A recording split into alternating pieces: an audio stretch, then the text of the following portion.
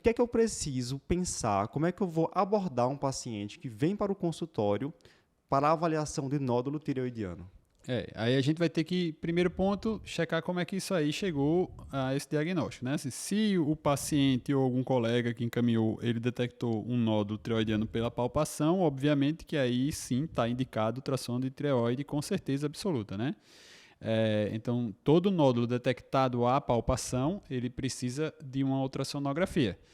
Se o paciente já fez a ultrassonografia e já sabe que tem um nódulo e chegou para a gente com a ultrassom debaixo do braço para a gente olhar a imagem, aí a gente tem que lembrar que precisa avaliar a função tiroidiana, né? Principalmente, né? Então, checar o TSH, T4 livre, a história do anticorpo, dependendo, pode caber também, principalmente o anti-TPO. O TRAB não vai muito nessa linha, só se ele vier com hipertiroidismo, né? Então, se você detectou por palpação ultrassom, se já tem ultrassom, função tiroidiana, se já tiver os dois, não precisa de mais nenhuma avaliação complementar além dessas informações que você já tem, né? A função tireoidiana ela vai ser o nosso guia inicial, né, para Uhum. decidir por que caminho a gente vai seguir. Se vai ser uma investigação de um hipertireoidismo, se a Isso. gente vai direcionar a investigação realmente sobre o nódulo. Esse é um conceito que a gente sempre passa para, a gente tem que passar para o paciente e passar para os colegas também, né? A gente tem que separar a história, né? Então, doença de tireoide, você pode ter doença estrutural, o nódulo tireoide, e você pode ter doença funcional da questão do hiper e hipotireoidismo. Então, não necessariamente quem tem nódulo vai ter hipo-hiper e quem tem hipo-hiper vai ter nódulo, né? Então, são duas condições podem coexistir, mas que na maioria dos casos, inclusive, vêm separadas. Então, se você detectou o nódulo e tiver hipertireoidismo, aí entra toda aquela situação da avaliação do nódulo quente, nódulo frio, né? Que aí você vai ver o que é isso. Você teve um nódulo e tem um TSH suprimido, um TSH abaixo do limite da normalidade com T4 alto, T4 no limite superior à normalidade. Você vai ver, ele tem hipertireoidismo e tem um nódulo. Aí você vai dizer, o nódulo está produzindo hormônio, então você vai fazer a cintilografia. Se o nódulo for quente na cintilografia, aí é uma doença de Plummer, é o nódulo que fabrica hormônio.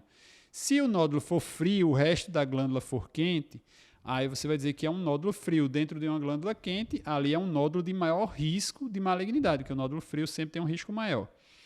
A complicação é que, na prática, a maioria das vezes não vem aquela cintilografia, ou até a gente vê o laudo e a gente não confia no laudo, né? Que Sim, assim, a gente tem que acontece realmente muito. discutir, que a gente vê uma imagem discrepante. Então, a dica que fica, sempre comparar o laudo da ultrassom com o laudo da cintilografia. Cintilografia é um exame que não tem uma definição anatômica tão apropriada, né? Então, É às vezes, funcional, né? o laudo está lá, a ultrassom viu, o nódulo dominante é no lobo esquerdo, aí ele tem uma área de hipocaptação no lobo direito, não tem nada a ver, né? Então, assim, aquilo ali não está batendo. Então, realmente, você tem que ver a anatomia da ultrassonografia para poder comparar com a cintilo e fechar esse diagnóstico do nódulo frio ou nódulo quente com mais segurança, né? Isso que é importante. Sim. O paciente com nódulo, muitas vezes ele chega para a gente já realmente com a ultrassom mostrando lá o nódulo, enfim, já chega com o exame complementar e a gente acaba tendo que voltar um pouco na história e pensar Uhum. também na anamnese, né? Que Isso. fatores de risco esse paciente tem para que esse Isso. nódulo seja maligno, história de radioterapia em região cervical, se ele tem Isso. alguma síndrome genética associada a Uhum. câncer de tireoide. Acho que é importante a gente lembrar de avaliar isso também na Isso. investigação desses pacientes.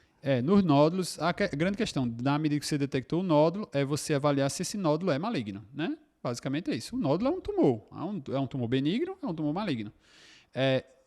Alguns critérios de risco, você vê, idade, né? Extremo de idade. Então, crianças e indivíduos mais idosos têm maior risco de ser um nódulo maligno. A questão, como a gente colocou, de radiação, paciente que tem um histórico familiar muito positivo, paciente principalmente que tem histórico familiar de carcinoma medular, né, que aí puxa mais ainda que a gente sabe que tem uma mutação específica associada, algumas síndromes genéticas também tem essa associação. E a característica clínica também, né? Um nódulo que cresceu rápido, um nódulo que você, quando palpa o nódulo, ele não é tão móvel, você pede para o paciente deglutir, ele é um pouco aderido a planos profundos, ele tem uma consistência endurecida, não elástica.